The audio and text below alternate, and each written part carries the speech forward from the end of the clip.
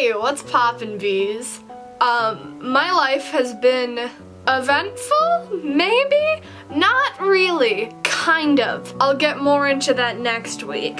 But for the time being, there is one event that happened recently that I can talk about. I live in California, relatively close to the city of Los Angeles. I can say that without disclosing my real private information. Yeah, that's good. Anyway, Panic at the Disco recently came to Los Angeles. They performed at the Staples Center, and I was lucky enough to go. My brother took me. We had a great time together. We went out to LA early. We stopped at a couple bookstores. It was great. We had a great time. And now I'm going to review the concert and talk about what happened in it. I'm a professional YouTuber, everyone. A very long time ago, and by that I mean earlier this year, I had tweeted out, because CrankThatFrank now lives in Los Angeles, every time I go to a concert, I will have a higher chance of meeting him. CrankThatFrank and I went to the same concert.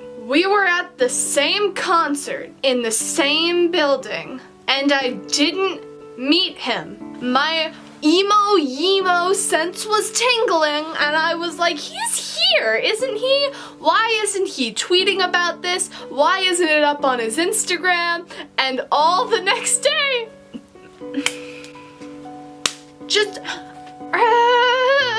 so I went to the concert with my brother. Crank, why did I just call him Crank? Frank was, of course, right there in the front row. Basically, it was Staples Arena. So you have, this is what's usually a basketball court or a hockey court. Here's the stage. This is normally what standing would be, but they did have seats. Of course, you stand anyway, but they had seats. Frank was right about here.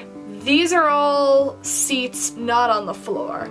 I was right here. Then they have boxes all the way up here and even higher seats all the way up there. So relatively, stage, Frank, me, just a little bit above, triangulating my position. So we were a fair distance apart. We had different entrances, but we were both on ground floor pretty much. So like, we could have run into each other. We could have. Frank, you couldn't drop your location at the concert so I could be like, hey, yeemo daddy, I love you. You couldn't do that for me? Eva, I love you too, and Jesse. I love to everyone. But like, I don't know what I'm saying anymore. So now that I've got that little bit of rant out of the way, let's talk about the actual concert. When I went in, the merch line was extremely long. I was surrounded by people with pride flags. Everyone was wearing dark colors. Oh my gosh, it was just amazing. I was wearing my Death of a Bachelor t-shirt. So we go in. Merch line was way too long, so I'm like, yeet, let's just book it to our seats. We sit down, and right above the stage were like 2 screens on either side, and the screens were just playing music videos. So by then, not a lot of people were sitting, so a ton of people could have missed this, but the second music video that they played was Heavy Dirty Soul, and this continued for a while. I was mainly chilling, talking with my brother. It was great. I was a stupid. My brother was like, hey, do you want to go see them in concert? And I was like, fuck yes. And he was like, okay, here you go. So I didn't do any research. I originally didn't even know that it was at Staples Center, and I didn't know who the opening acts were. So the first opening band was Arizona. They were all right. Then it was another half-hour break. So it was Arizona at 7. Arizona went on at 7. They were on from 7 to 7:30. There was a half-hour break. And I was like, okay, we cool, we chillin'. Then, 8 o'clock, second opening act comes on. And like I said, there were a lot of pride flags. And I was like, I am so hyped for this. I'm so glad people are bringing these to concerts. And then I also realized why. Because my gal, Haley Kiyoko, was the second opening act, and I was like, ah! I just started getting into Haley's music like a little bit recently, and she's good, so that was a very, very big surprise to me. She was incredible. She was amazing. It was so good to see so many pride flags in the audience. I can't like emphasize that enough. Oh, it was so good. I was blown away. I was so happy. I did not expect to see Haley Kiyoko because I'm a dumbass that didn't research what opening acts there were gonna be. So it was another half-hour break. They kept showing music videos, but 10 minutes before 9 o'clock, Panic at the Disco put up a countdown clock. The first song they played was Snoop Dogg and Dr. Dre, like the music that was playing while the countdown clock was going. I forget the second song, but the third song was Africa by Toto? And when it ended, Brendan Urie came out on stage, popped up from underneath the stage, but this man came out to Africa by Toto. We stan a queen. Here's a video. The singing is bad on purpose. I swear I can actually sing. It's gonna take a lot to drag me away from you. So this man came out to Africa by Toto, and the concert started.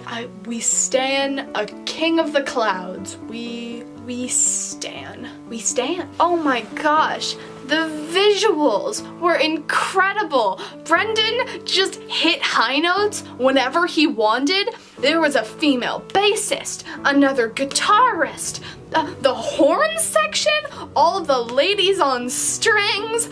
Oh my god, it was so good. There was a part where Brendan made his way through the crowd while singing. I didn't see CrankThatFrank on the screen, but anyway, so he makes his way through the crowd like near where I am sitting up here, but he's down on the floor. And of course, everyone's paying attention to the fact that he's going through the crowd, and no one notices that there's a piano that's just dropping down from the ceiling. And so I look over to where he is and I'm like, oh, there's just a white piano there. What's gonna happen? I don't know. He gets on the piano and it goes up and he goes back to the stage while singing Dying in LA, playing the piano in midair. Riches all around, you're walking, stars are on the ground. We stan an iconic man. What more is there to say? They were on stage for 2 hours. I loved every single minute of it. Everyone shone their flashlights through colored hearts for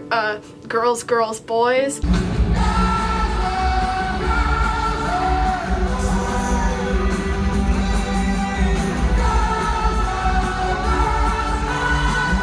It was beautiful. They did the encore, it ended for real, my ears were ringing so much, everything sounded cloudy, but when we got out, my brother was like, I'm gonna use the restroom, and I was like, me too. But rather than doing that, no one could tell what was an exit line and what was a merch line, so I copped into that merch line. If you saw in the last video, I did buy myself a hat, and I got myself a tour shirt that had all the dates on the back, because I like to do that when I go to concerts. But it was so much fun, and it was so good, even though I didn't meet CrankThatFrank. But I could've.